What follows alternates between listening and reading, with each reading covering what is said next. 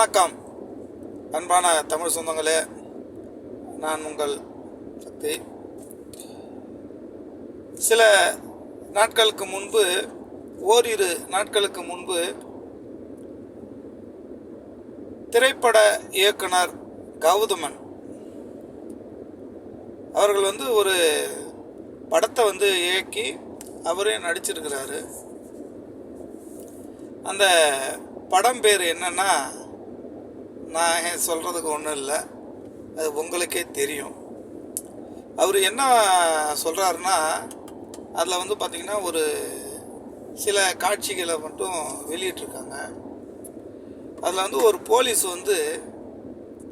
அவரை கேட்குற மாதிரி என்ன கேட்குறாருன்னா, நீங்கள் தான் நெருப்பிலிருந்து பிறந்த கூட்டமோ அப்படின்னு போலீஸ் கேட்குறாங்க.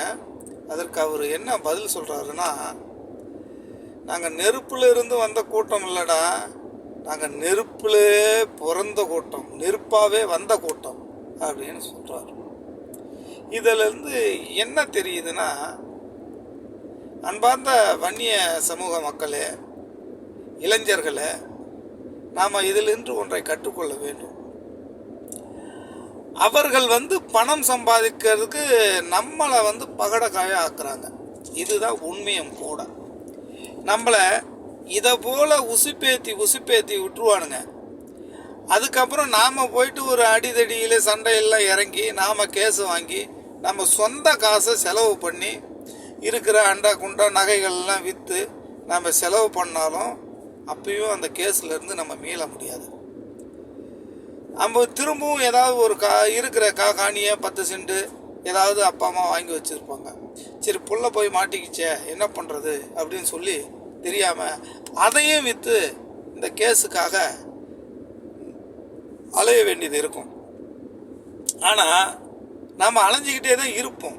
நம்மளை உசுப்பேத்தி விட்றானுங்கல்ல, இவனுங்க என்னன்னே கேட்க மாட்டானுங்க, காது கொடுத்துக்கணும்னு கேட்க மாட்டாங்க. திரும்ப இப்போ நாம் போய் மாட்டிக்கிட்டோமா, திரும்பவும் உசுப்பேற்றுவானுங்க. அடுத்த இளைஞர் மாட்டுவாங்க. ஏன்னா அவங்களுக்கு தெரியாது.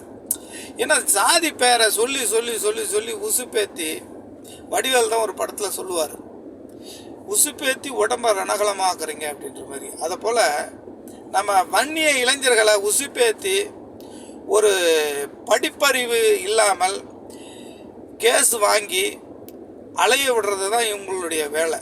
ஏன்னா இவனுங்கெல்லாம் ஒரு பொசிஷனில் இருக்கிறானுங்க. இவனுங்களுக்கு ஒன்றும் பிரச்சனை இல்லை. ஒரு யூடியூப்பில் போய்ட்டு உக்காந்தி ஒரு பேட்டி கொடுத்தாவே 5000 10,000 கொடுப்பாங்க. அதை வாங்கி அவனுங்க கஞ்சி குடிச்சிட்டு போவானுங்க. நாம் அப்படி கிடையாது. நம்ம அன்னாடங்காட்சி ஓடனாதான் கூலி, அதை வச்சு தான் நம்ம சாப்பிடணும். ஏன்னா நம்ம குடும்ப சூழல் அப்படி, நம்ம ஒரு நடுத்தர வர்க்கம். நம்ம ஒரு நல்லபடியாக படிச்சிடக்கூடாது. ஒரு நல்லா படிச்சுட்டா நம்ம வேலைக்கு போயிடக்கூடாது. ஏன்னா நம்ம வேலைக்கு போகணுன்னா நம்ம எல்லா அறிவும் நமக்கு வந்துடும். அப்புறம் திரும்ப இவனு சொல்கிறது எல்லாம் பொய் அப்படின்னு நமக்கு புரிஞ்சிடும் இல்லையா.